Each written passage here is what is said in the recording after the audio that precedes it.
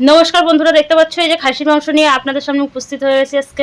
আজকে রেসিপি করব খাসির মাংস। তো সকলে কেমন আছো? আশা করি সবাই ভালো আছো। আমরা সবাই ভালো আছি। আজকে একটু অন্য ধরনের রান্না করব, তো রান্নাটি আপনারা অবশ্যই সম্পূর্ণ দেখবেন, স্কিপ করে যাবেন না। চলুন চলে যাই আজকের রান্নাতে। এখানে দেখতে পাচ্ছ আমি নানান ধরনের মশলা নিয়ে নিয়েছি। তার মধ্যে দেখতে পাচ্ছ এই যে আদা কুচি, রসুন কুচি, এই যে রসুনগুলো নিয়ে নিয়েছি, জিরে,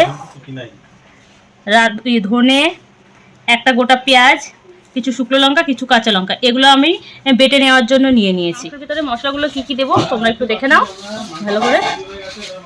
এই যে হলুদ গুঁড়ো দিয়ে দিচ্ছি, লবণ দিয়ে দিচ্ছি, এই যে দেখতে পাচ্ছ তেল দিয়ে দিচ্ছি, একটু বেশি করে তেল দিয়ে দিচ্ছি। দেখতে পাচ্ছ এই যে মশলা। এবার এই মশলাটা, মিক্সচার করা মশলাটা আমরা দিয়ে দেবো। এই মশলাগুলো দিয়ে এবার আমি ভালো করে মাংসটাকে মাখিয়ে নেব। তো দেখতে পাচ্ছ এই যে ভালো করে মাখিয়ে নিচ্ছি। মাংসটা একটু মাখানোর উপর নির্ভর করে রান্নাটার টেস্টে। তো রান্নাটা, এই মাংসটা মাখিয়ে আমরা 10-15 মিনিট অন্তত রেখে দেবো। রান্নাতে সরিষার তেল ব্যবহার করলে খুবই টেস্টি হয় খাসির মাংসটা, সেই জন্য সরিষার তেল দিয়ে মাংসটা ভালো করে নেড়ে চেড়ে করে একেবারে মাখিয়ে নেবো। দেখতে পাচ্ছ এর মধ্যে গোটা গোটা রসুন কয়েকটা আমরা দিয়ে দিচ্ছি। এই যে গোটা রসুনগুলো খেতে খুবই টেস্ট হয়। এইভাবে মাংসের ভিতর গোটা রসুন দিয়ে খাবে, খুবই টেস্ট হবে আর খুবই স্বাদ হবে, অপূর্ব স্বাদ। আমরা কড়াইতে তেল দিয়ে দিচ্ছি। মাংসের জন্য যে আলুগুলো, এই আলুগুলো আমরা ভেজে নেব।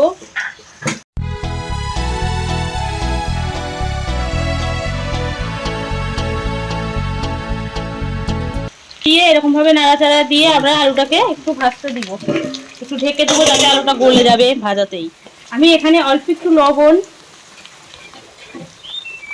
অল্প একটু হলুদ দিয়ে দিচ্ছি। হালকা ভাজা হয়ে যাওয়ার পরে এই দুটো জিনিস দিতে হবে, দিয়ে আবার একটু ভাজা করে নিতে হবে। তারপরে আলুর কালারগুলো হবে সুন্দর আর আলুটাও হালকা হালকা গলে যাবে। মাংস অল্প একটু দিয়ে দেবো, অল্প একটু গললে হয়ে যাবে একেবারে তৈরি। দারুণ নরম তুলতুলে আলুগুলো খেতে খুব টেস্টি লাগে খাসির মাংসটা। আলুগুলো দেখতে পাচ্ছ একটু ভাজা ভাজা করে নিয়েছি। এবার আমি আলুগুলোকে তুলে নিচ্ছি।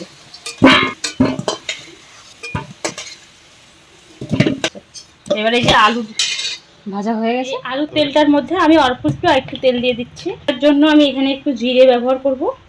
এই যে দেখতে পাচ্ছ একটু জিরে দিয়ে দিচ্ছি, একটা শুকনো লঙ্কা, একটা তেজপাতা আর কিছু দারচিনি, এলাচ আর লবঙ্গ।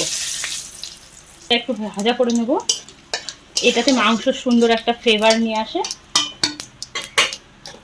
এবার দেখতে পাচ্ছ এখানে কিছু পেঁয়াজ কুচিয়ে রেখেছিলাম, সেই পেঁয়াজগুলো দিয়ে দেবো।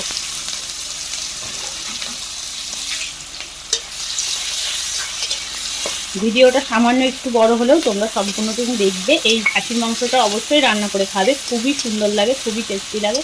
এই রান্নাটা অবশ্যই করবে, যদি খাসির মাংস রান্না করো তাহলে এইভাবেই করবে, খুব খেতে টেস্টি হবে আর এরকমভাবেই রান্না করে খেতে ইচ্ছে করবে। সামান্য একটু হিং এখানে দিয়ে দিচ্ছি। করে ভাজা হয়ে গেছে পেঁয়াজটা। এবার আমি এই মাংসটা, মাখিয়ে রাখা মাংসটা দিয়ে দেবো।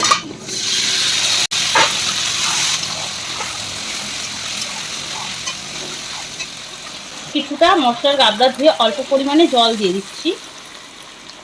এই মাংসটা ভালোভাবে কষাতে হবে, এই জন্য একটু জল অ্যাড করলাম, কারণ মাংসটা কষানোটার সাথেই গলাটার একটা আছে, সেই জন্য। এই যে দেখতে পাচ্ছ এবার আমি ঢাকা দিয়ে মাংসটা, যেহেতু প্রেশার কুকার না কড়াইতে রান্না করছি, সেহেতু আমি প্রেশার কুকার ছাড়া, তাই জন্য আমি ঢেকে মাংসটাকে রান্না করে নেব।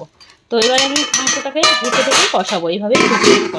তা ঢেকে দিলাম বলে এই যে দেখতে পাচ্ছ এই পজিশনে চলে এসেছে। কিছুক্ষণ কষানোর পর আমি এর সাথে একটু মিট মশলা দিব, এতে স্বাদ ও টেস্টটা আরও দুর্দান্ত বেড়ে যাবে। সেই জন্য সামান্য একটু মিট মশলা এতে দিয়ে আমি ভালো করে আরও কষাবো। দেখতে পাচ্ছ এই যে আমি আরও কষাবো, অনেকক্ষণ ধরে আরও কষাবো। একটু নাড়াচাড়া করে ভালো করে মিট মশলাটাকে মাখিয়ে দিতে হবে মাংসের সাথে, খুবই স্বাদ আরও টেস্ট হয়, দ্বিগুণ বেড়ে যায় স্বাদ। এই যে কষানো পুরো করে কমপ্লিট, কি দারুণ একটা সুন্দর একটা হয়ে গেছে, সুন্দর হয়ে গেছে। এই সময় আমি আলুগুলাকে দিয়ে দিচ্ছি। দেখতে পাচ্ছ আলুগুলাকে একটু আমি মিক্সড করে দিয়ে দিলাম। এবার দেখো আমি একটু, খাসির মাংসের একটা মেন বিষয় হচ্ছে জলটা যে দেবে তোমরা, সেই জলটা কিন্তু অবশ্যই গরম জল দিবে। গরম জল না দিলে কিন্তু খাসির মাংস নরম এবং তুলতুলা হবে না। এই যে গরম জলটা দিয়ে আমি এভাবে একটু নেড়ে চেড়ে আবার রেখে দেবো। যেহেতু প্রেশার কুকার নয় সেহেতু কড়াইতে রান্না করলে এইভাবেই রান্না করতে হয়। সবার তো আর প্রেশার কুকারে রান্না করতে পারে না, তো কড়াইতে যারা রান্না করবে তারা এইভাবেই রান্না করবে। আর যদি কেউ মনে করো যে প্রেশার কুকারে রান্না করবে, তো যেভাবে আমি কষিয়েছিলাম এইভাবে কষিয়ে গরম জল দিয়ে আপনারা হচ্ছে তোমার প্রেশার কুকারে 2টো সিটি দিয়ে নিলে হয়ে যাবে। তো এটাকে আমি আবারও ঢেকে দিই। মাঝে 2বার নাড়া দিয়েছিলাম, আর এবার লাস্ট এই যে দেখতে পাচ্ছ কি সুন্দর হয়েছে, কালারটা যেমন হয়েছে তেমনই সুন্দর, একটু হালকা হালকা তেল ছেড়ে দিয়েছে। এবার এর ভিতরে আমি দিয়ে দেবো একটু গরম মশলা। দেখতে পাচ্ছ হালকা পরিমাণে অল্প একটু গরম মশলা দিয়ে দেবো, দিয়ে হালকা একটু মিক্সড করে দেব। এবার গ্যাসটাকে আমি বন্ধ করে দেব। গ্যাসটাকে বন্ধ করে দিলাম।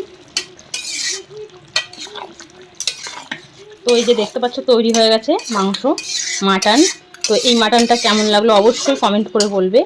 এই সুন্দর সুন্দর রান্নাগুলি দেখার জন্য আমার ফেসবুক পেজটিকে যদি আপনারা ফলো না করে থাকেন অবশ্যই ফলো করে দেবেন। যারা ইউটিউবে দেখছেন রূপালী কিচেন অ্যান্ড ব্লগ নামে যে ইউটিউব চ্যানেলটি আছে, যদি সাবস্ক্রাইব না করে থাকেন অবশ্যই সাবস্ক্রাইব করে দেবেন। আজকের রেসিপিটি এই পর্যন্তই। দেখতে পাচ্ছ খুবই সুন্দর ও টেস্টি এই রান্নাটি। খুব একটা বেশি তেল নয়, হালকা একটু তেল দিয়ে রান্না হয়েছে এই মাংসটি। পরবর্তী ভিডিও দেখার জন্য আমার চ্যানেলটিকে ফলো করে রাখবেন। নমস্কার, ধন্যবাদ। সকলে ভালো থাকবেন এবং সুস্থ থাকবেন।